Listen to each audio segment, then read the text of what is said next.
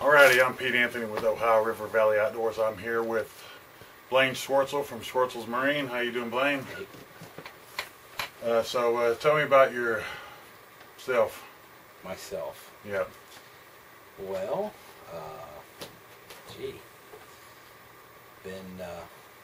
I'm a college graduate. I've been in the boat business all of my life. I did that before I went to college. Went off to college and gained some knowledge and came back to the boat business. That doesn't seem right, does it? But that's just how That was the way it worked out. Yeah. Okay. It's a family business? Family business started by my father. Of course, my father hunted and fished, and that's kind of how he got started in it. And I, from an early age,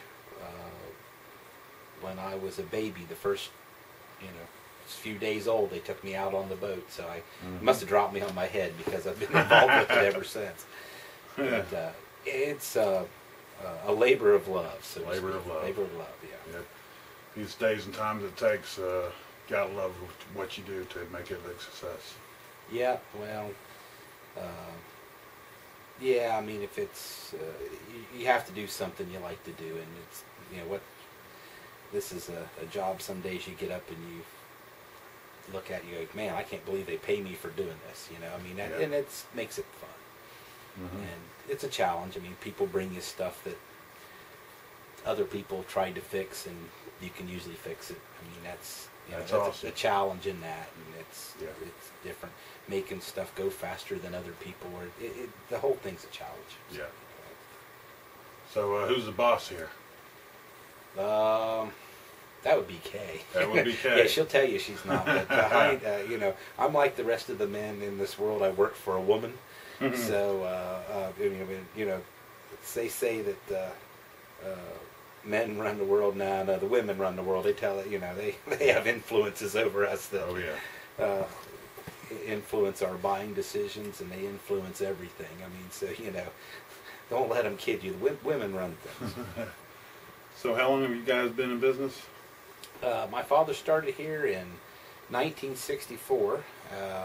And actually, he started for a Johnson dealer in Athens, Ohio, when he was in high school, and that's how he got started. 14, 15 years old, started tuning up old Johnson outboards. I mean, in the 50s, and in 1964, came down here, built this place, and we started selling Evinrude, and we were here for up until about 75, 76, and then he and Larry Smith went together and started Ohio Valley Marine and Tackle, and we moved the Evinrude franchise and Schwarzel Marine up there, changed the name of it, and then when they parted ways in the 80s, we brought everything back here, and so we've been doing this for a while. All right, what kind of engines and stuff do y'all work on? Oh, over the years we've worked on about everything. Primarily Johnson Evinrude. I did sell Merc for a while, and I mean, you go over and look at the rebuild stand. We've had Johnson Evinrude, Mercury, Yamaha, Tohatsu, you name it. We've usually. When I get them, it's been several other places, and we usually fix what everybody else can't fix. So if somebody brought in a 1908 Ole Evinrude 5 horsepower motor, you could fix it? I know we probably could fix it. Parts would be a little difficult to get for it, but we could. If we could get parts for it, we could fix it up. It's basically on a motor. You have to have 3 things to make it run. You have to have fuel. You have to have compression and ignition. If you get those 3 things, the engine's going to run. And even the new computer stuff, the 3 basics have to be there, or it's not going to work. So, what services do you provide? You name it. Not as much stuff as we used to. We've kind of got out of the fiberglass, the gel coat repair. There's some other guys around that have built boats and are doing it, and it's a lot cheaper, and I send all that stuff out anymore, but we used to do it. But I mean, rebuild power heads, lower units, rewire boats, just basically fix stuff that nobody else wants to touch or wants to do, and that's kind of our little niche deal, I guess. Yeah. What kind of boats do you sell? BassCat in fiberglass, Alweld in aluminum. Right now, don't have a pontoon line. We are an Evinrude full service Evinrude dealer. We have done Mercs in the past. We were a Merc dealer up until 2006, and Merc and I parted ways because of the Optimax. They had so much Optimaxes that they didn't really want to take care of on warranty. Goodbye, guys. So we've worked on about everything. Heavens, I've even had some. If you look around here, there's some Suzuki stuff laying around here. So you just don't work on every. You work on anything. We'll work on stuff. I mean, it depends upon the age. Parts availability gets to be the thing with it. Yeah. You can't get parts for it. You can find out what's wrong with it, but you've got to be able to get the parts. Heavens, I had a guy drag an old 3-cylinder Suzuki 65 horse in here. Oh gosh, probably it was last fall. And the computer was out of it, and nobody could figure out what's going on. We tracked it down and figured out that the computer was out of it. Now getting one was another thing. We finally found one. Dealer in Florida had it used and put on, got the guy going. Okay. Everybody said, "Oh, the motor's junk, throw it away," and trash. And we had to put $500 in the computer, but hey, the price of motors today, that's cheap compared to a new motor. Right. You guys keep any stock boats on your yard, or? Well, we keep a few. We do. The market is an ever-changing market now with the economy and like it is. I'm stocking primarily aluminum. We are keeping a few of the glass, but most of the glass stuff I'm doing because of colors and the market's just not like what it used to be. Yeah, I imagine it's hard to sit there and eat the interest on the boats, because you got to pay for it one way or another. Oh yeah. I mean, all right. When our heydays with Stratus, I mean, we were selling 60, 70 boats a year. Even when I was doing the Tritons, we were doing probably 30, 40. BassCat, my best year with them, I was the 13th largest dealer in the country. When I sold gamblers, I was the #2 dealer in the country. All the gamblers that are running around these parts, and pretty much we've sold. Okay. So been there, done that. Been there, done that. Yeah. You guys got any awards or got any publications out anywhere? I have been written about, or the dealership has been written about so much that I've kind of lost track. But we have been in Bassmaster. We've been written about in, countless magazines. We've kind of had some things that were on the cutting edge of bass boat stuff. Being fishermen and using the product and fishing with it. I came up with a little deal where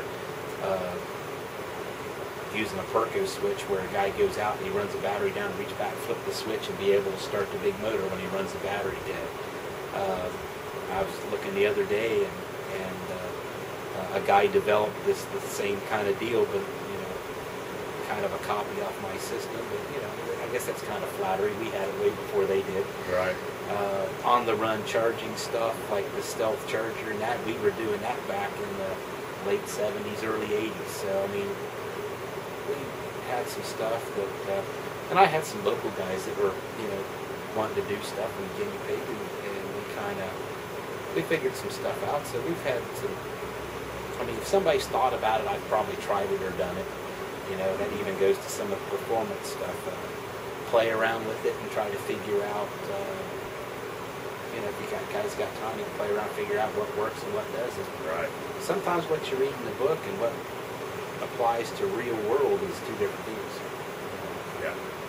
So if guys want to buy them a new fishing boat, never done it before, what do you do for this kind of customer? Well, basically try to sit down, or talk to them. Believe it or not, even with the ones that don't know what they want, they really do know what they want, but you have to question them to get it out of them. Basically ask what they're going to do with the water they're going to use it, if they're going to tournament fish or not. You can kind of figure out where they want to go. Right. Probably with today's market, with the higher end boats being, 50, 60 grand, a guy comes and he's usually looking for something used, and he doesn't want to put that much money in a first time boat. So, right. That's why used boats are so hard to find. There's some really good stuff out there that's, not too old, but gets it down where the guy can afford it. And you just got a customer coming in, they kind of question and see what they want. They know they want to fish, but they really don't. They know what they want, but they haven't figured it out. You kind of help them figure out what they want. The person that's never driven a boat before, do you teach them how to do it when they buy a boat? Yes, we do. We take them to the river